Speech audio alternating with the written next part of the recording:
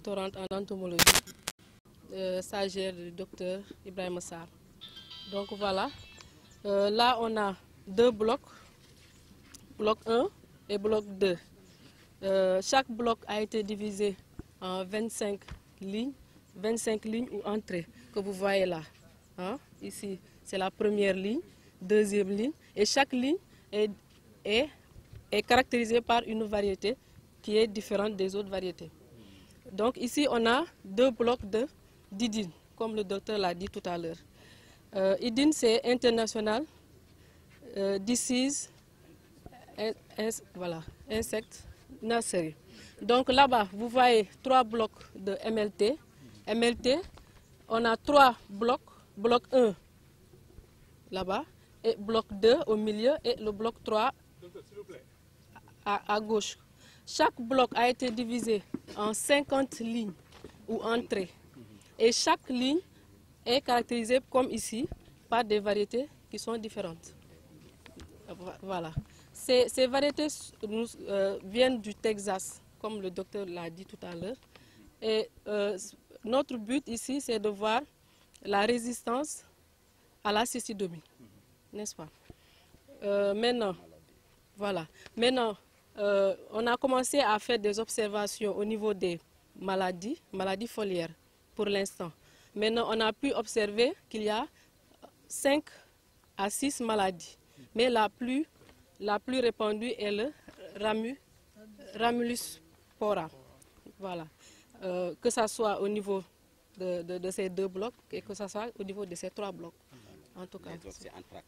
Anthracnose, Cercospora, Cecosporiose, Helminthosporiose. Voilà. Donc pour l'instant, ce sont ces observations qu'on a fait au niveau de cet essai-là.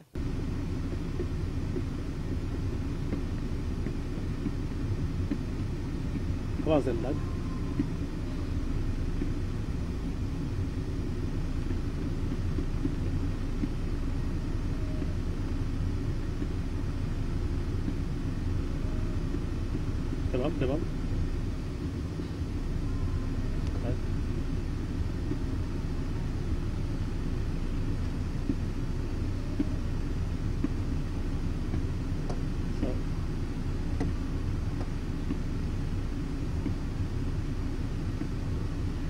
Taxawal bi.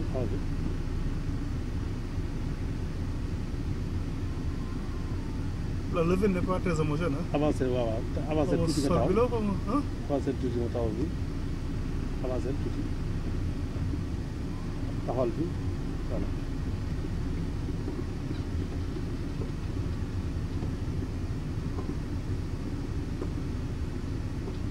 Voilà, c'est bon. Ici, dans ce champ, on a 4 essais hybrides. Des hybrides couleur jaune et des hybrides couleur blanche. Et on a 2 essais variétaux qui sont des essais de variétés à pollinisation libre. C'est des composites, des synthétiques. Donc ces essais à pollinisation libre, c'est des variétés de cycle de 75 à 80 jours extra précoces et des variétés de 90 jours précoces. Donc les hybrides aussi, c'est des hybrides de 90 jours. Puisque, comme on vous l'avait dit, les producteurs nous demandent des hybrides actuellement sur le maïs. C'est pratiquement la principale spéculation sur laquelle que les producteurs demandent des hybrides. Donc, on a commencé à travailler sur ces hybrides et c'est la 2e année. À partir de cette année, on va faire une synthèse pour choisir les meilleurs hybrides qu'on va pousser en milieu paysan. Et ça nous permettra de pouvoir vulgariser un hybride, une formule hybride provenant de l'ISRA au niveau du Sénégal. Des types de rendement de combien potentiel? L'année dernière, sur les premiers essais qu'on a eu sur les hybrides, il y a des hybrides qui ont fait des 4 tonnes à 5 tonnes. En pluvial. Vous devez savoir que l'hybride, c'est le type variétal qui crache le plus. Et le maïs, c'est le type variétal où, en fonction des niveaux d'intrants que vous mettez, la production va augmenter. Comme on le dit, le maïs, c'est Djongoma.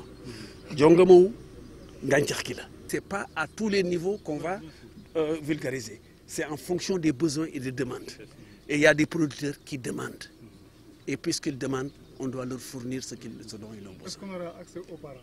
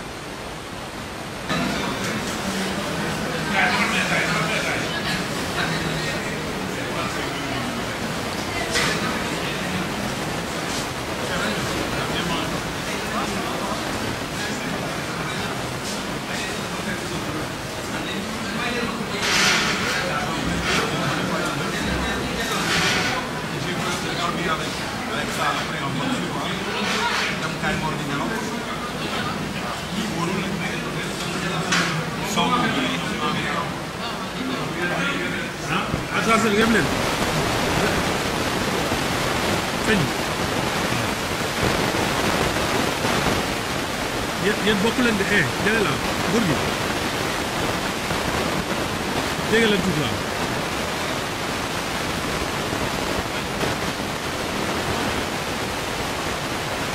ok.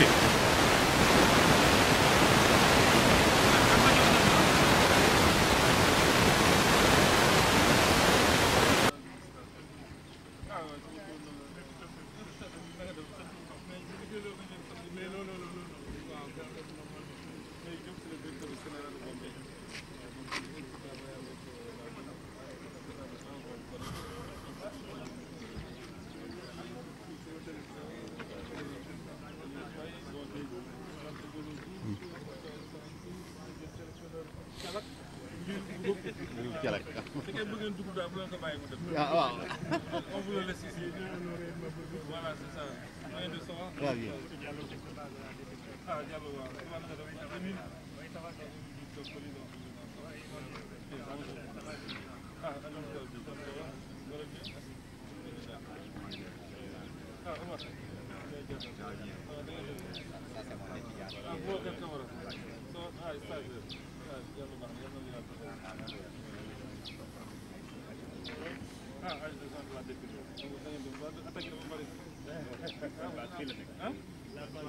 c'est important.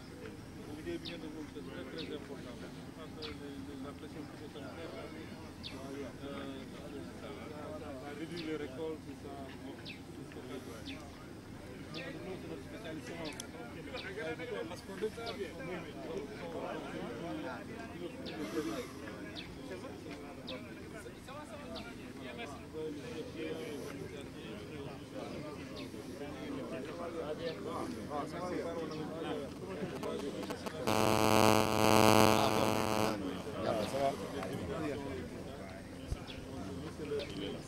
Ouais. Bonjour. Bonjour.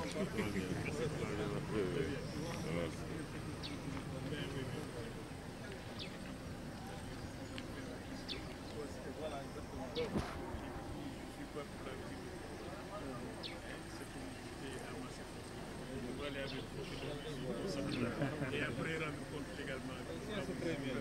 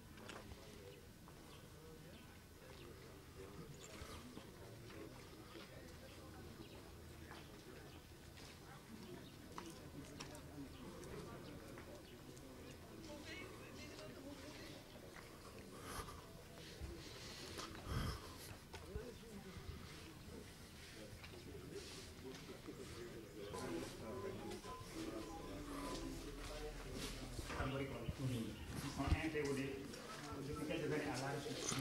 À cette période de l'année, ils font beaucoup d'états sur la recherche. Après, ils se déplacent pour attaquer les cultures fruitières. Donc, à part ces deux espèces de sauteriaux, nous avons les huiles cette année qui se sont beaucoup manifestées, oui, surtout dans le département de Mbaké, de Guinguinéo et de Gossas. À part les huiles, nous avons les espèces floricoles, donc constituées essentiellement de Psalidolita fusca et de Milabris sp. Ils attaquent le mil à la période de floraison. Voilà. Donc ce sont les principaux ravageurs que nous avons dans la zone. Bon, à côté de ça, nous avons Rhinopsia sp, qui s'attaque aussi au mil, à la floraison. Il faut dire que cette année, nous en avons beaucoup récolté dans notre piège lumineux. Voilà. Sinon, ça, c'est des espèces que nous avons également collectionnées, mais qui sont de moindre importance. Voilà. Donc, nous avons ici des carabidés. Voilà. Nous avons ici quelques scarabéidés. Voilà. Ouais, les cantharides, c'est de l'autre côté. Voilà. Voilà, justement. Donc, ça également, c'est des espèces de coléoptères qui sont là.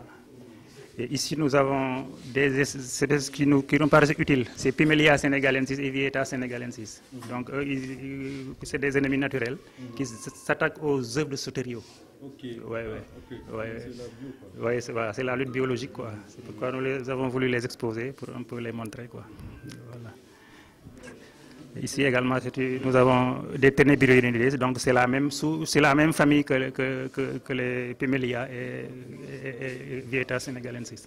Voilà. Mais vous ne faites pas de lutte biologique? Lutte biologique, pour le moment, non, mais nous envisageons de le faire. Parce que cette année, il y a Heliochelus, donc la mineuse des épis de mil, qui s'est beaucoup manifestée également dans la zone. Et donc, pour lutter contre Heliochelus, nous envisageons donc de faire un élevage de braconnes et de faire des lâchers. Et également, bien sûr, vulgariser les variétés résistantes. Mais c'est en perspective, quoi. Voilà, oui, mon prédécesseur le faisait. Voilà, justement. En tout cas, nous envisageons de faire cela. Et sur le plan géographique, vous couvrez quelle zone? On couvre toute la région de Kaffrine, on couvre le département de Guinguinéo, le département de Mbaké et le département de Diourbel. Donc c'est vraiment trop vaste. Enfin, les moyens ne suivent pas souvent. Parce que nous disposons que de 3 prospecteurs. Donc en hivernage, on les positionne dans certains coins, les points les plus sensibles. Et maintenant, le reste, on essaie de gérer. Bien sûr, on collabore avec nos collègues de la DERDER, donc qui nous appuient beaucoup. Donc pour revenir un peu sur la mission de la DPV, donc c'est de lutter contre les ravageurs des cultures qui sont présentes sur le territoire national, mais aussi d'empêcher l'introduction de nouveaux ravageurs. Voilà. Pour ce faire, la DPV comprend 3 divisions. La division avertissement agricole, la division défense des cultures et la division législation. Maintenant, au niveau des concentrés, nous avons les bases de surveillance et d'avertissement agricole, dont une à Nganda. Nous en avons 8 sur le territoire national, dont une à Kolda, une à Missira, une à Richard Toll, également. Comment vous faites avec la proximité de la Gambie, parce qu'il y a le transfert de matériel? Oui. Pour ce faire, il y a des postes de contrôle phytosanitaire qu'on a installés au niveau des frontières, mais malheureusement, il n'y en a pas suffisamment. Malheureusement, il n'y en a pas suffisamment, et donc les produits végétaux traversent les frontières et donc viennent avec les maladies et les ravageurs, malheureusement. Donc vous ne faites pratiquement pas de quarantaine, quoi, ici? Non, on n'en fait pas. On en fait à Dakar, au niveau du port, au port et au niveau de l'aéroport.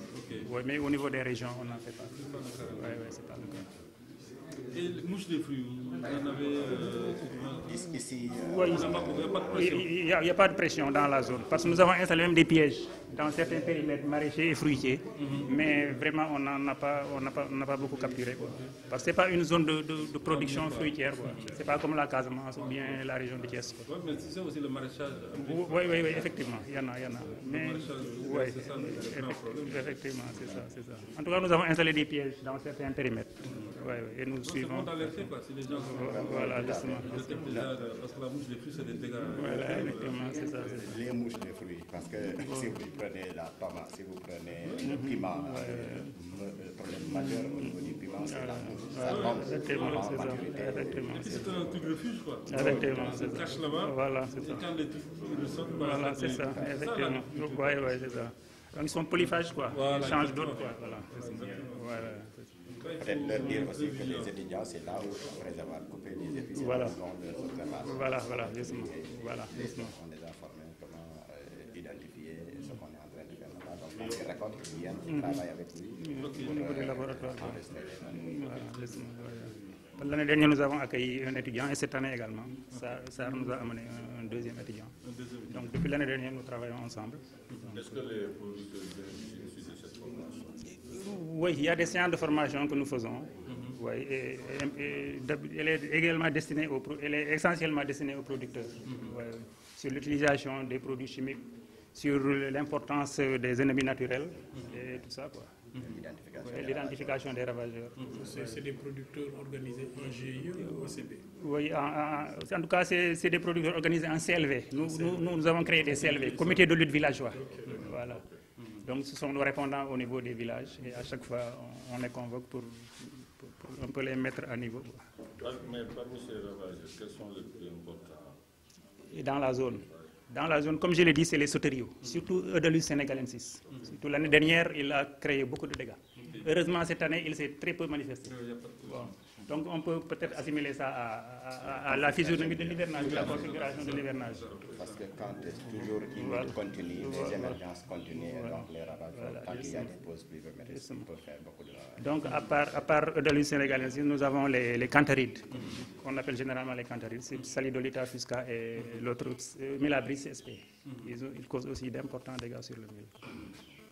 À part ça, il y a les arboricoles. Donc, c'est les gros sauteriaux là-bas. Ornithacris et Acanthacris. Depuis l'année dernière également, ils sont devenus vraiment redoutables, surtout dans l'ensemble du bassin arachidier. De Nioro jusqu'à Mbaké, ils causent beaucoup de dégâts sur les arbres fruitiers.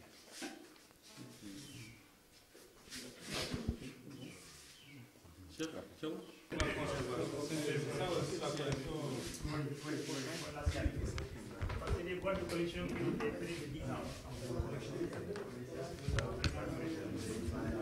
À chaque fois, on essaie de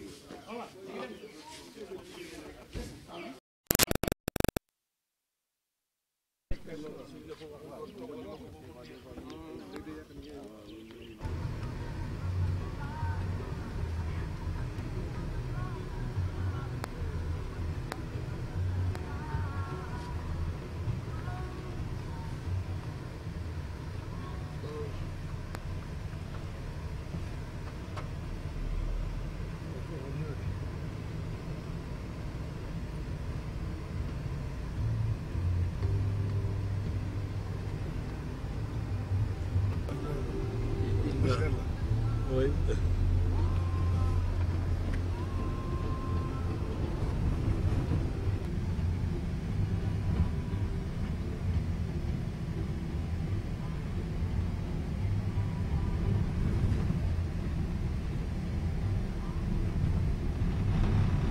D'autant plus qu'on peut ne pas avoir le même angle de traitement.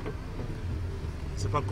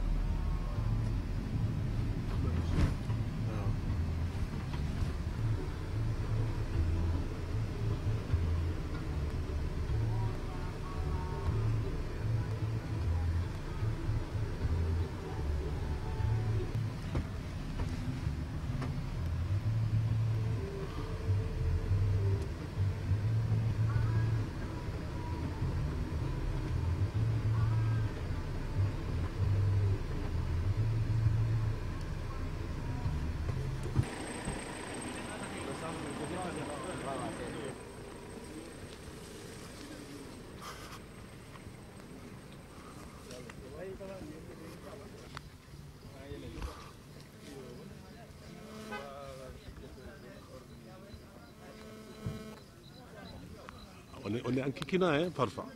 Je dis, on est très embêtants, nous. Hein?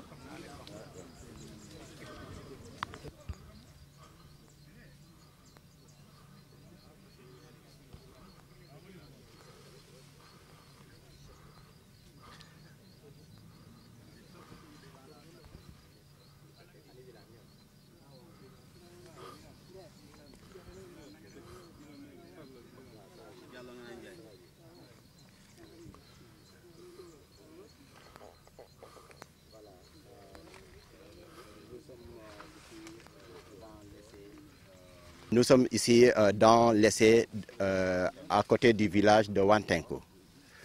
C'est un essai à milieu paysan où nous cherchons à savoir la tolérance des nouvelles variétés de sorgho santanin créées par rapport aux principaux insectes ravageurs du sorgho. Et donc, on avait fait un essai l'année dernière avec un autre paysan, Cissé, de l'autre côté. Et on voulait confirmer pour cette année par rapport aux observations qu'on avait eues l'année dernière. Et donc on a 4 variétés et 2 témoins, témoins résistants, témoins sensibles, et des traitements de parcelles complètement traitées pour comparer et voir la différence par rapport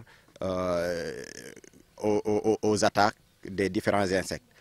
Le principe qui a été adopté, c'était d'abord planter à la période où les insectes vont pulluler pour soumettre à une forte pression le sorgho.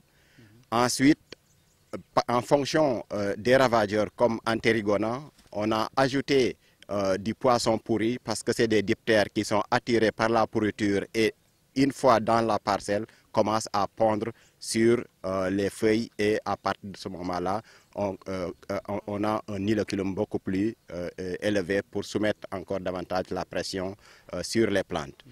Ensuite, on a fait de la ligne infestante. C'est des méthodologies où, avant l'arrivée au stade où la plante sera attaquée, on est un inoculum dans l'environnement parce que vous n'êtes pas sans savoir qu'en matière de test, il est interdit en milieu paysan d'infester artificiellement. On n'est pas autorisé d'amener des ravageurs en milieu paysan.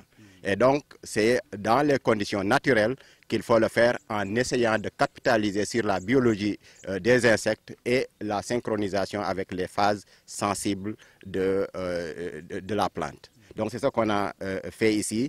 Le semis, c'était le 23 juillet, les lignes infestantes. Et entre lignes infestantes et lignes testées, c'est 3 semaines. Pour que, 15 août. C'est pourquoi vous verrez à l'intérieur, certaines les lignes infestantes ont commencé à fleurir. Et donc, quand ils émergent, les ravageurs en petit nombre vont infester les lignes infestantes et l'infestation commence à partir de là et alimente les lignes qui sont en test. Les lignes infestantes en floraison maintenant vont héberger aussi les ravageurs des panicules qui vont encore infester les panicules. Donc on verra quelles sont les variétés les plus sensibles ou les plus résistantes et on va le verser à 2 niveaux.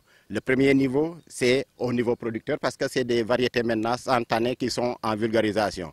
Le producteur aura dans son package un choix possible en fonction des variétés qui sont résistantes ou sensibles à mettre dans son dispositif pour lutter contre les ravageurs.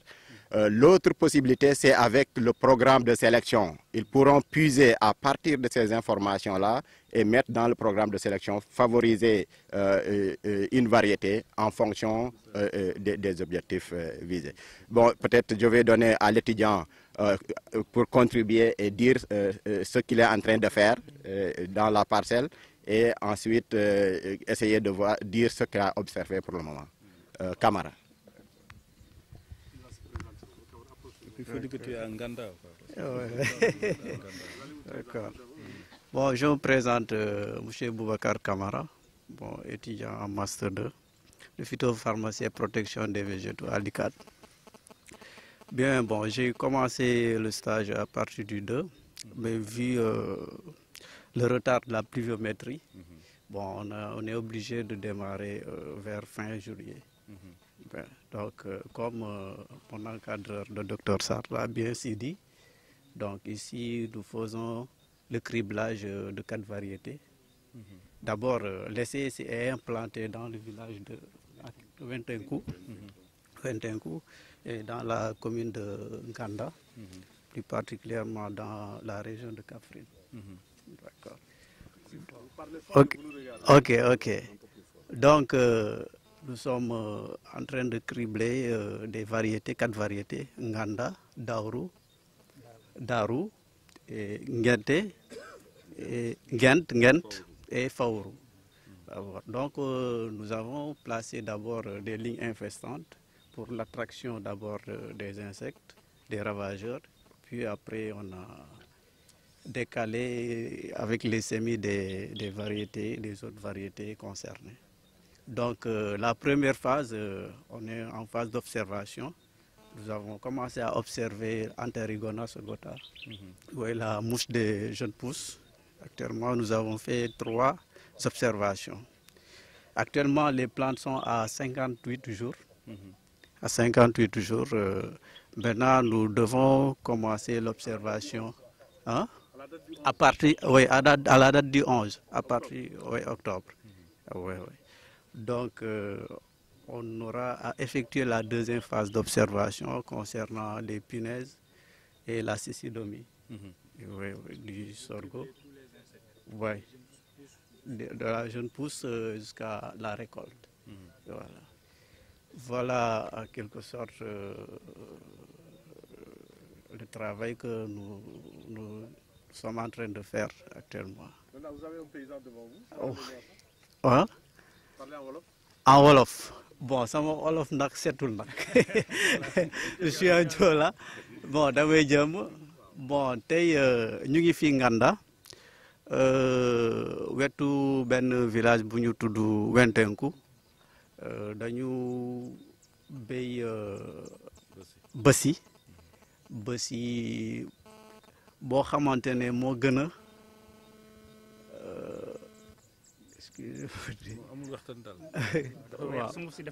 waaw bësi sunguf bi dafa weex. waaw ISRA ñoo ko créé. léegi fii suñu tool bi dañu war a seet bësi boo xamante ne moo gën a baax waaw ci dëkk bi waaw. suñu jógee fii nii liñ ciy génnee mooy ñu xam ñeenti variétés yi nga xamante ne amuñu weextaan. ban moo gën a sensible maanaam ruur yi yab nañu ko ak bi nga xamante ne ruur yi yabuñu ko même soo ko jëmbatee soo ko jiyee mun naa màgg nga récolter ci am rendement yu baax te du am attaque yu kii même su amee attaque dina mën a meññ du am solo waaw loolu daal. ñeent yi bu pare. waaw ki nga xam ne ab jaayil la ci mbay est-ce que rek bu ci tegee bëtam war na mën a ràññaatle bii mooy bii lan moo leen di ràññaatle. waaw ñeenti variétés yi bokkuñu donc am nañu fiche technique yoo xamante ne moom la ñu àndal variété santané lañu mais am na yoo xamante ne Nganda la gën a adapté am yoo xamante ne fawru la waxuma ko woon fawru ngiic donc yooyu différence bi nekk na ci cycle bi mais nekk na aussi ci caractéristiques yi nga xamante ne ñoo mooy seeni rendement yi aussi quoi. Donc au point de vue architecture ñu ngi koy kiiwee ci tool bi ñi njëkk a am na yu njëkk a ñor par rapport à d'autres waaw. producteur qui vient acheter war na xam ban semence lay jënd. waaw loolu dañ koy séparer producteur de waaw loolu waa service semence ñoom ñoo koy kii ñun dañuy jox ñuy xool yan ñoo gën a sensible par rapport au ravageur peut-être Mamadou.